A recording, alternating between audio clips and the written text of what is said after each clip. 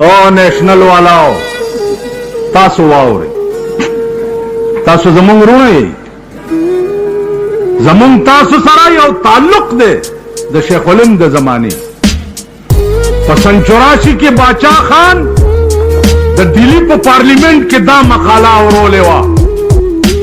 چې د شیخ الهند مونږ درې سپایانو دا مولانا مجاهد ناست هوا که نه دا راسره چې مونږ د شیخ الهند درې سپایانو یو میاں عزرګل صاحبو